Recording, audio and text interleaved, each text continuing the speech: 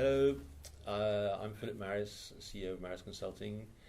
Welcome to the Guest at Marris Consulting series. I'm here with Sanjeev Gupta of Realization Technologies, one of the main critical chain project management software suppliers. And, well, I do a little bit of critical chain myself, but I'm going to be acting as the candid idiot. And as if I knew nothing about it, I just run and probably wreck the projects I run. I'm curious about critical chain, so as if I knew nothing about it, I'm going to ask Sanjeev to tell me, sell me, explain what is critical chain. So, very simple. When you are doing a project, what is stopping the project from getting done faster? The longest sequence of activities. Mm-hmm. The faster you can do every sequence of activities, every activity in that sequence, the faster the project will go. Yeah.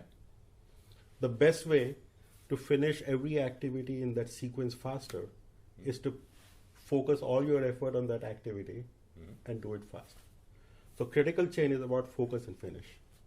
You pick up an activity, focus on it, finish it, then you go to the next activity, pick it up, focus it and finish it.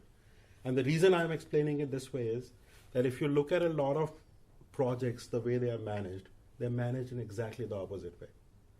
So what happens is, instead of picking up an activity and putting your full attention and resources on it, you split your resources across many different activities that are going on at the same time. Mm-hmm. Not only do the resources get split, but the management attention gets split, which means anytime there is a problem with any activity in the project, the bottleneck becomes the management, because they have to solve problems across many things at the same time. So the essence of critical chain is focus and finish. Okay. Well, thank you very much. But can I just ask an extra question? Sure. Because I was told, I learned about critical chain because somebody given me the goal and I read it. I'm making this up, by the way. Yeah. And they said there's a thing called about critical chain anyway. That's why I wanted to understand. But if critical chain is part of the theory of constraints, where is the constraint in project management? In terms of the constraint, I generally don't like giving very general answers to say, generally the constraint is here or over there. Yeah. So in projects, for example, the constraint can be anywhere. Sometimes you have enough resources to do the projects, but you don't have a market that wants your project. So the market is the constraint. Right. Sometimes you have enough resources to do the project, but the time it is taking to do the project from beginning to end, to complete the critical path or the critical chain, that is stopping you from putting the project out into the market. So that the constraint can be the critical chain. Sometimes you are doing so many projects, you don't have enough resources. So resources can be the constraint. Okay, I'll take off my hat about not knowing anything about critical chain, and just check with you. So I agree with those points, but you said it can be, the constraint has two possible dimensions: the critical chain of one project, or the resources that do a portfolio project. Would you agree that it can be both at the same time? I often talk about the comb analogy, where there's, on one dimension, the resources are the constraint of the portfolio, but the constraint of each project is its critical chain. Would you agree with that? I would generally agree with that, but with one slight contradiction. Yeah. So when you manage a large project, large construction project, for example, so even within the same large project, resources can be the constraint. Right. So you have a limited amount of engineers, and you have to do many modules, or you have limited amount of labor on site. So you can do only one part of the site at a time. Okay. Right. So resources can be the constraint even within a project. Okay. Talking about that, I think we've both had the same kind of experiences where, when we looked at an organization doing a portfolio of projects, we realized that as it was, when we discovered it, the constraint was, and I know this shocked some people, management attention, maybe not the right way of putting it, but what was actually slowing down the whole portfolio was maybe 1, 2, 3, 4 experts in the system.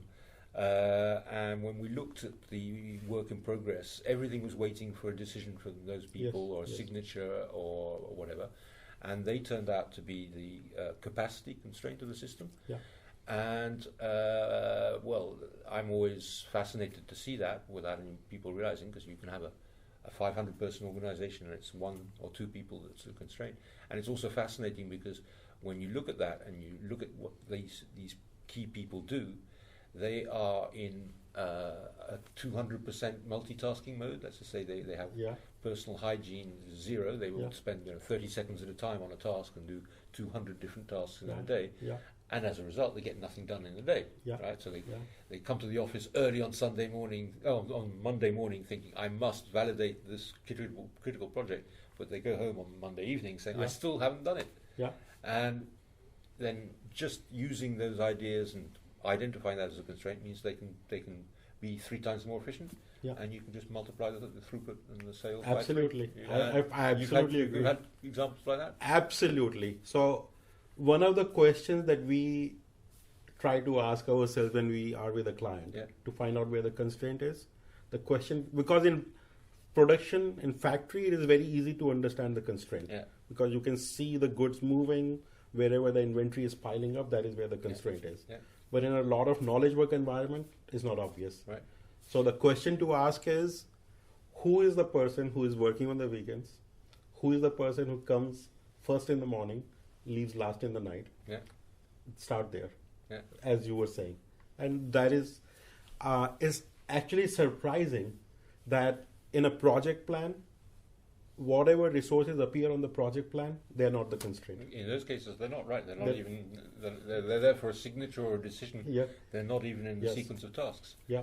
And yet they are the capacity constraint. They're the capacity constraint. They're not modeled, not recognized. And the way we think of these people as managers is what we tell our clients: think of it like the help desk. These people are like the help desk. Whenever the project is getting stuck, it goes to these people for the help. Okay. And the way you have to think about managing these people is like a help desk. So they have to be instantly available. If they are not instantly available, the entire project is stuck. Absolutely. So to identify these cases, apparently we're basically using the same techniques. One of them, when you can, is to look at the queues of where the projects are held up. Okay, that's one possible way. You're suggesting you also look at the person who arrives earliest in the morning and leaves latest at night and works weekends. I'll give you a third one, which I use. Okay. It's the number of people that follow them around in the corridors asking for a signature. Right? That's very good. So if they have 2 or 3 people following them around, I need the signature, I need a piece of paper, then you might well have found a problem. That is awesome. Yeah. And to relate to your second point about the queue, a good question to ask is, who is the most difficult person to get an appointment with? Absolutely. On the calendar. Yeah. Right? That is the constraint. Okay. Okay, we're talking about high-level sophisticated project management here, using critical chain and other methods, but you see that sometimes the solutions are fairly basic, and the questions you might want to ask are kind of strange. Have a nice day. Thank you.